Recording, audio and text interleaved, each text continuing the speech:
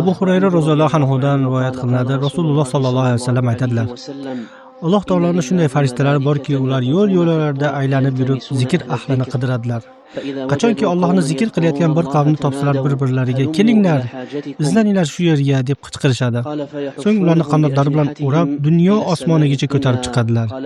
Shunda Robbilari o'zi ularda yaxshiroq bilgan holatda so'raydi: bandalarim nima demoqdilar?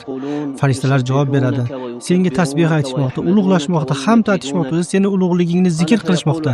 Alloh taolo aytadi: ular meni ko'rganlarmi? Farishtalar dedilar: yo'q, Allohga qasamki, seni ko'rmaganlar. Alloh aytadi: agar meni ko'rganlarida qanday bo'lar edi? Farishtalar aytadi: agar seni ko'rganlarida senga yana ham qattiqroq ibodat qilar edi, seni ulug'ligingni yanada ko'proq zikr qilar edi va senga yanada ko'proq tasbih aytar edi.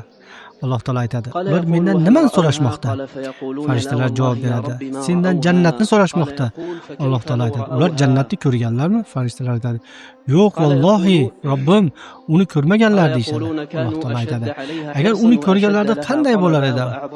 Farishtalar aytadi: agar jannatni ko'rganlarida unga qattiqroq intilishar, unga bo'lgan talabni yanada kuchli bo'lar va unga bo'lgan ishtiyoqlari yanada ortar edi dedi. Alloh taolo so'raydi: ular nimadan panoh tilamoqdilar? Farishtalar aytadi: do'zaxdan panoh tilamoqdilar dedi. Ular do'zaxni ko'rganlarmi? Yo'q, vallohi ey Robbimiz, uni ko'rmaganlar deyishadi. Alloh taolo aytadi: agar uni ko'rganlarida qanday bo'lar edi? Farishtalar aytadi: agar uni ko'rganlarida yanada qattiqroq qochar va unga yanada qattiqroq qo'rqar edilar dedi. Shunda Alloh taolo aytadi: men sizlarni guvoh qilamanki, men ularni mag'firat qildim.